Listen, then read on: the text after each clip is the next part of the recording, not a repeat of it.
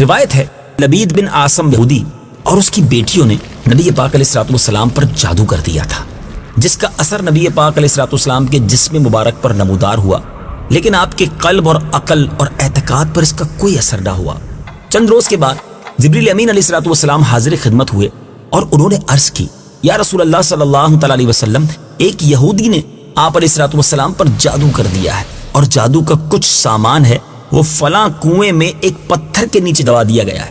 نبی پاک علیہ الصلوۃ والسلام نے حضرت علی رضی اللہ تعالی عنہ کو بھیجا۔ انہوں نے کنویں کا پانی نکال کر جب پتھر اٹھایا تو اس کے نیچے سے کھجور کے گھابے کی تھیلی برآمد ہوئی۔ اس پہ پیارے آقا علیہ الصلوۃ والسلام کے منہ مبارک جو کنگھی سے ٹوٹے تھے، اور کنگھی شریف کے ٹوٹے ہوئے کچھ دندانے، اور ایک ڈور یا کمان کا چلہ جس میں 11 گرہیں لگی ہوئی تھی، اور ایک موم کا پتلا جس میں 11 سوئیاں چبھی ہوئی تھی۔ یہ سب سامان پتھر کے نیچے سے نکلا اور یہ سب نبی پاک علیہ الصلوۃ والسلام کی خدمت میں لایا گیا۔ اس کے بعد قرآن مجید کی دونوں صورتیں قل اعوذ برب الفلق اور قل اعوذ برب الناس یہ نازل ہوئی۔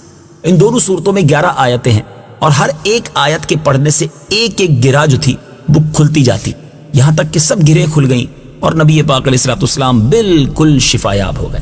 پھر یہ جادو کا جو سامان تھا سارا وہ زیر زمین دفن کر دیا گیا۔ اس واقعے سے سیکھنے کو کیا ملا کہ تعویذات اور عملیات جس میں کوئی لفظ کفر و شرک کا نہ ہو جائز ہیں۔ اسی طرح گنڈے بنانا اور ان پر گرہیں لگا کر قرآنی آیات اور اسماء الہی پڑھ کر پھونک مارنا یہ بھی جائز ہے۔ جمہور صحابہ اور تابعین اسی پر ہیں، اور حدیث عائشہ رضی اللہ تعالی عنہا میں ہے کہ جب نبی پاک علیہ الصلوۃ والسلام کے گھر والوں میں سے کوئی بیمار ہوتا تو پیارے آقا علیہ الصلوۃ والسلام ان دونوں صورتوں کو پڑھ کر مریض پر دم فرما دیا کرتے۔ اے میرے میٹھے اسلامی بھائیوں، بخاری اور مسلم کی حدیث کہ نبی پاک علیہ الصلوۃ والسلام رات کو جب بستر مبارک پر تشریف لاتے تو اپنے دونوں ہاتھوں پر دم فرمایا کرتے، اور اپنے سر سے پاؤں تک پورے جسم مبارک پر اپنے دونوں ہاتھوں کو پھرایا کرتے جہاں تک دست مبارک پہنچ سکتے۔ یہ عمل میرے آقا 3 بار فرماتے۔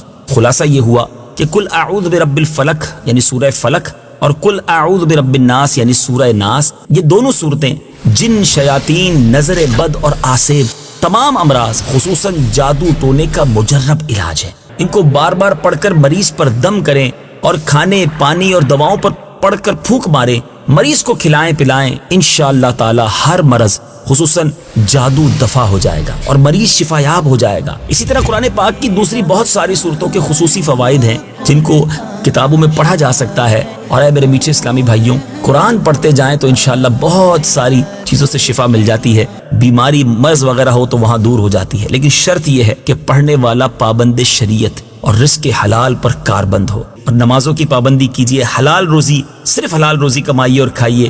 انشاءاللہ یہ پڑھ کر جب بھی مریض پر دم کریں گے یا مریض خود اپنے اوپر دم کرے گا تو انشاءاللہ برکت ملے گی۔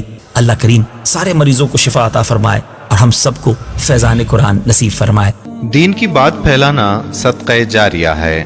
ثواب کی نیت سے ویڈیو کو شیئر ضرور کیجیے۔ جزاک اللہ۔